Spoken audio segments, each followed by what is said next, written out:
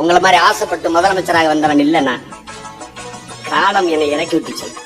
நான் படம் எடுத்து பிள்ளைக்குதான் வந்தேன். அதான் செஞ்சுக்கிட்டு இருந்தேன். என்னை தள்ளி விட்டுச்சு. யாரா என்னை தள்ளி விட்டுங்க? ஒரு தடவை கிணத்துக்குள்ள குச்சி கப்பரில் அந்த மாதிரி என்னை தள்ளி விட்டது. நான் என் வீட்டு வாலி வந்துருச்சு. நான் கிணத்துக்குள்ள குதிச்சேன்.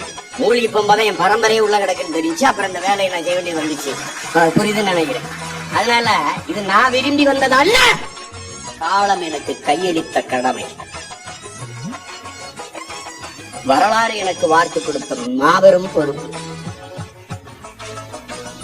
சரி இல்லடா, நாங்க இல்ல, நான் இல்ல, நாம் தமிழர் இல்ல, வெளியேறி நாதி இருக்கடா. தமிழ் என்று, தமிழர் என்று, காடு என்று, செடி என்று, மலை என்று, ஆறு என்று, அருவி என்று, நிலம் என்று, வளம் என்று சீமான் அண்ணன் நான் ஏன் அரசியலுக்கு வந்தேன்னு கிணத்து கதையெல்லாம் மேடையில சொல்லிட்டு இருக்காரு. இத பாத்துட்டு நம்ம பயலுக்கு போட்ட கமெண்ட்ஸ கொஞ்சம் கேளுங்களேன்.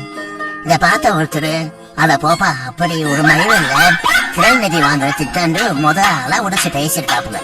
இன்னொருத்தர் சிரிச்சுக்கிட்டே இது வரலாறு படிச்ச தோல்வின்னு கமெண்ட்ஸ்ல கலாச்சிருக்காரு. அடுத்த ஒருத்தர் கிண்டலாம், டேய் நீ எப்படா முதலமைச்சர் ஆனன்னு நக்கலா கேட்டிருக்கான் பாருங்களேன்.